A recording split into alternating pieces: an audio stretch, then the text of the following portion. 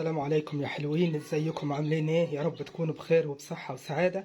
هنعمل معاكم الكشري زي ما انتم شايفين كده. العدس والمكرونة والرز نسيت صح احطه، بس يلا مش مشكلة. هعمل معاكم الكشري ان شاء الله، يا رب يعجبكم. زي كده كميات المكرونة حسب الرغبة، عايزة دي اكتر من دي حسب ما انت عايز. بس انا ايه، وشوف الكميات برضو اللي عندك في البيت. يعني بياكلوا كام؟ ياكلوا كيلو، ياكلوا نص، حسب ما انت عارفه. يعني انت بتكون عملت طبختي قبل كده وعارف.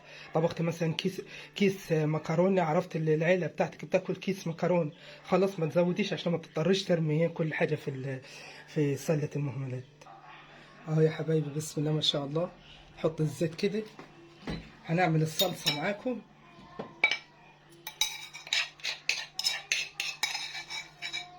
معلقه توم،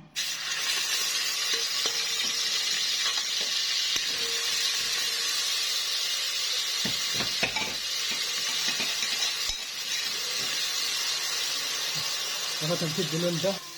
اهو يا حبايبي، بسم الله ما شاء الله. الطماطم اللهم صل وبارك على سيدنا محمد. ده الطماطم انا ده حطها في الفليفل.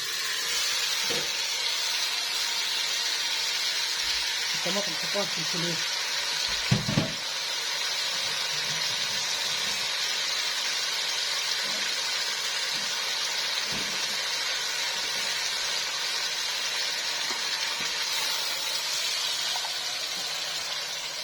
طماطم عصراها ومصفياها وحطها في الفليفل. هسيبها بقى ايه على النار التانية، ونعلق على المكرونة.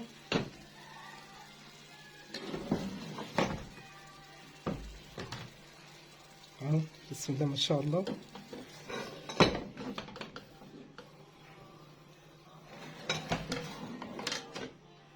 اعلق على المكرونة بقى شوية زيت، ملح،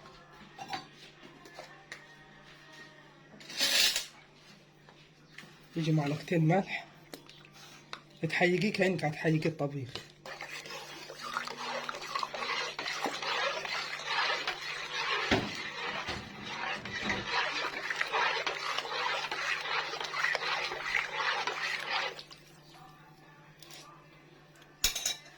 تسيبها تغلى.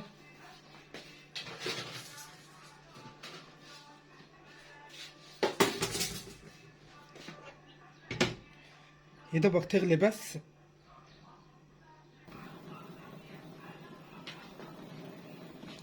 العدس اهو يا حبايبي، تحط المية وبعدين تحط العدس اهو، العدس فيها اهو. بس حاولي تديه اول غلوة وبعدين تهدي النار، خصوصا العدس لما تنقعهوش، عشان لو نقعتيه هتلاقي القشرة بقت واحدة والحباية بقت واحدة. هتحطي بقى ايه سنة توم، سنة توم بسيطة كده. أول ما ياخد غلوة تديه ربع معلقة ملح. بس لما ياخد غلوة بقى يخش في السوا، عشان ايه ما يتأخرش وما يستويش. من لما مية المكرونة تغلي، وهوريها لكم. اهو يا حبايبي، بسم الله ما شاء الله. المية غليت. أنا بحب أسلق المكرونة. بسم الله الرحمن الرحيم.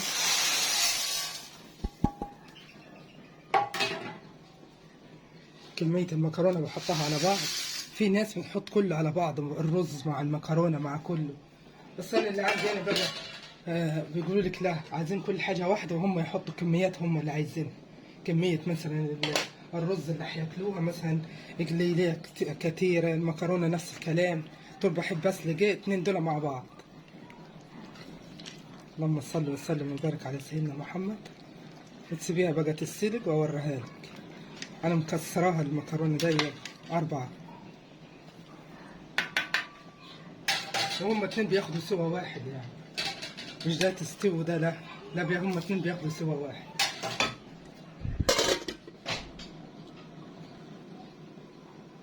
اهو يا حبايبي، بسم الله ما شاء الله. حطينا المكرونة زي ما شفتها. المكرونة اهي. هنسيبها تتسلق واوريها لكم. انا مش عارفة الفيديو قطعة ولا ايه بالظبط، بس كده نسيبها بقى تستوي وهوريها لك.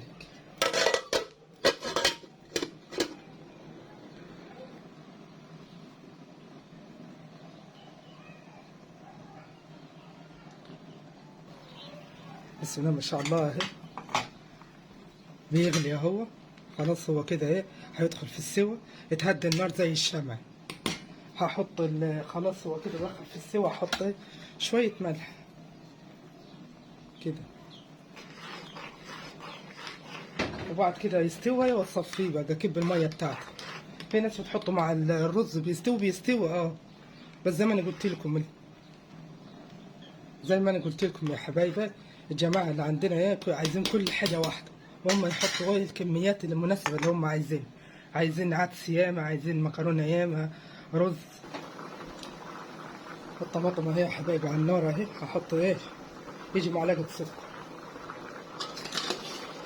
وتسيبيها تستوي بقى، وتحط مكعب مرق وتحيجيها وخلاص. مكرونة اهي يا حبايبي استوت اهي. بسم الله ما شاء الله. تاخدي واحدة كده وتضربيها، هي استوت من غير ما اضربها. استوت. تمسكيها بقى تصفيها وتغسليها تحت الحنفية. لازم تغسليها عشان ما تمسكش في بعض. اهو يا حبايبي هنعمل معاكم الدجة. في ناس بتحط الدجة على البارد، وفي ناس بتحطها تحمر الثومة وتعملها.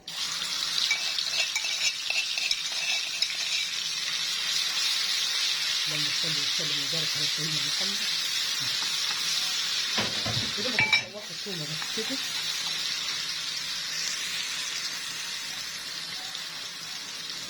اهو يا حبايبي حمروا الثومة. بتحط معلقة شطة ومعلقة كمون وكزبرة، وتشوحيهم كده.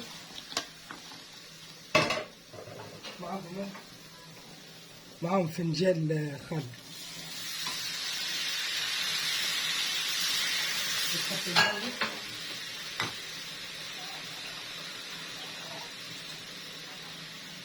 وتحط المية. مش عارفة بيفصل ليه البخر. أو تحط المية تسيبها تاخد غلوة بقى على النار، وتحط ملح وتحيجيها مع عصير ليمون.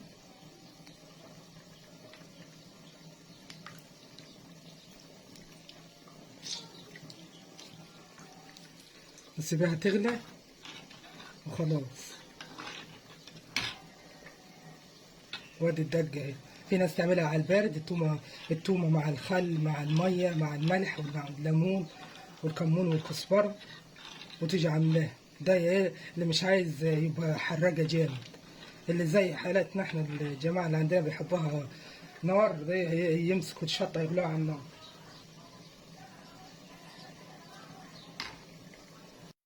اهو يا حبايبي بسم الله ما شاء الله.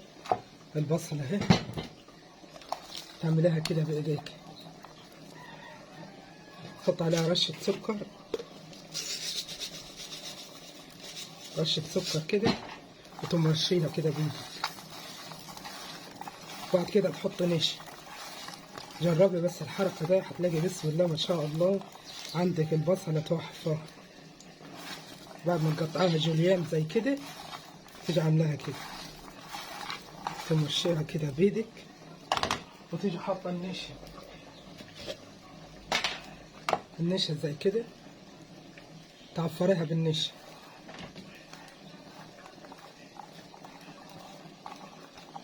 تعفريها زي كده بالنشا. خلي الزيت يقدح.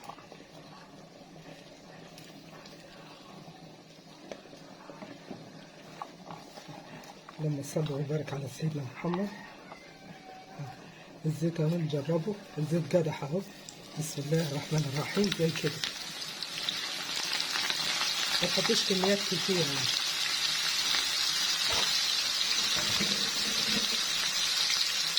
تعملي كده.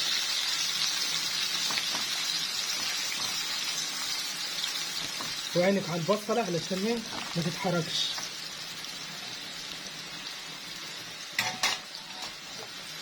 حمر يا ورهان. اهو يا حبايبي بسم الله ما شاء الله.